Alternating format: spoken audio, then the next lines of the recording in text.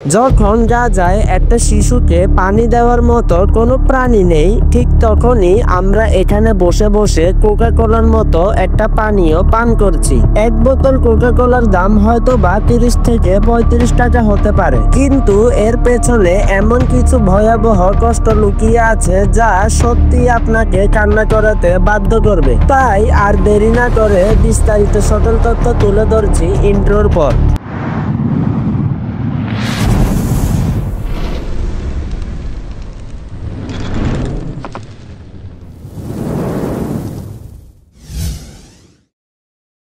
বিগত কিছু মাস পূর্বে বাংলাদেশে কোকা কোলা বয়কটের পরিস্থিতি সামাল দেওয়ার জন্য একটি অ্যাড লঞ্চ করা হয়েছিল, যেখানে বোঝানো হচ্ছিল কোকা কোলা মোটেই ইসরায়েলের পণ্য নয়। কিন্তু ভিডিওটিতে একবারের জন্য দেশটির নাম উচ্চারণ করা হয়নি। তবে একটি ইন্টারেস্টিং ব্যাপার হলো, কোকা কোলার এই বিজ্ঞাপনটি আপলোড করার কয়েক ঘন্টার ভিতরেই তাদেরকে এটি ডিলিট করতে হয়েছিল। এটি দেখে বোঝা যায় বাংলাদেশের মানুষ তাদের উপর কতটা ক্ষেপে গিয়েছিল।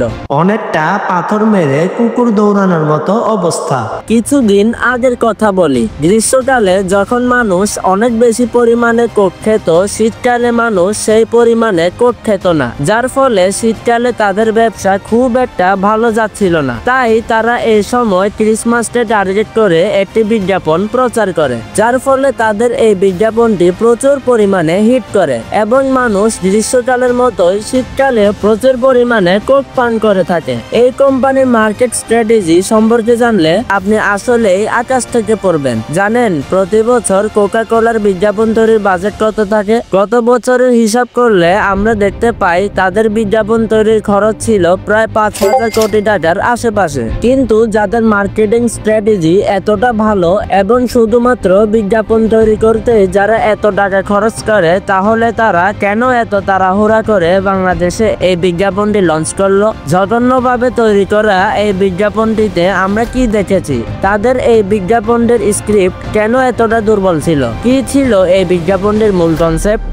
বিজ্ঞাপনটিতে দেখা যায় একজন কোক বিক্রেতা এলাকার কিছু যুবকদের উপর হাসাহাসি করছেন কোক বয়কট করার কারণে। তিনি দাবি করছেন কোক মোটেও সেই দেশের নয়, অথচ বিজ্ঞাপনটিতে একবারের জন্য দেশটির নাম উল্লেখ করা হয়নি। এছাড়াও বিজ্ঞাপনটিতে আরো বলা হয়েছে সেই দেশেও কোকের ফ্যাক্টরি রয়েছে, যেখানে একটি অসহায়, নির্যাতিত এবং নিপীড়িত একটি জাতি রয়েছে। এরপর বিজ্ঞাপনটিতে কোক খাওয়ার জন্য ক্রেতাকে আবার উস্কে দেওয়া হচ্ছিল।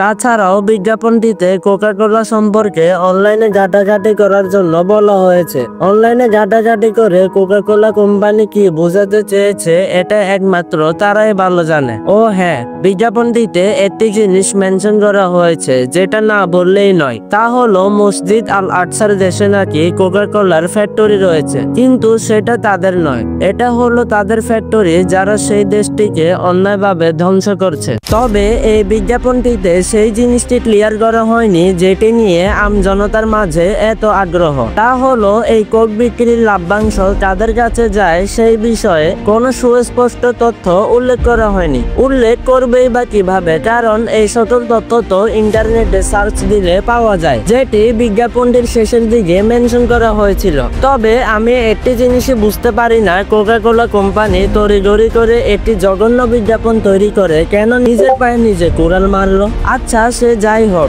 যদি আমরা কোনো একদিন সকালবেলা ঘুম থেকে উঠে এমন একটি খবর পেতাম যেটি শুনে আমাদের পুরো দিনটা খুব ভালো যেত। খবরটা হতো কিছুটা এরকম যে কোনো একটি স্বনামধন্য পত্রিকায় এসেছে সেই কোম্পানিটি যুদ্ধ বিধ্বস্ত ওই দেশটির মানুষের জন্য অনেক বড় অঙ্কের একটি সহায়তা প্রদান করেছে।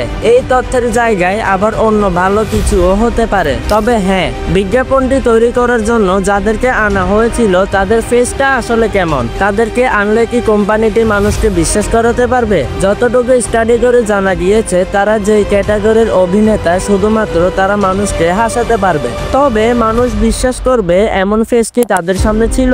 কিন্তু তাদের উচিত ছিল বিজ্ঞাপন তৈরির আগে কোকা কোলার প্রতি বাংলাদেশের মানুষের কেমন আগ্রহ তা লক্ষ্য করা। যেখানে তারা চেয়েছিল বাংলাদেশের কোকা কোলার প্রতি মানুষের বয়কট প্রবণতা কমিয়ে আনতে, সেখানে উল্টো বিজ্ঞাপনটি প্রচার করার কারণে বাংলাদেশে এর বয়কট প্রবণতা আরো অনেকাংশে বেড়ে যায়। এমন অবস্থা হয়েছে যার কারণে দোকানিরাও আগের মতো কোক রাখতেই পারছেন না। তবে একটা জিনিস লক্ষ্য করেছেন কি, প্রতি বছর রোজার ঈদ এবং কুরবানির ঈদের জন্য কোকা কোলার আলাদা করে বিজ্ঞাপন তৈরির বাজেট থাকতো, কিন্তু এবারে ধরাটা খেয়ে গিয়েছে এই বিজ্ঞাপনটির কারণে। তারা বোঝাতে চাচ্ছিল ঈদে কোক না খেলে চলবেই না, ঈদে কোক খাওয়া এক ধরনের ফজিলতের মতো হয়ে গিয়েছিল। আমি এটাই বুঝি না, ঈদে কোক কি কারণে খেতে হবে? কোক ছাড়া কি আমাদের ঈদ পালন হবে না, নাকি অন্য কিছু?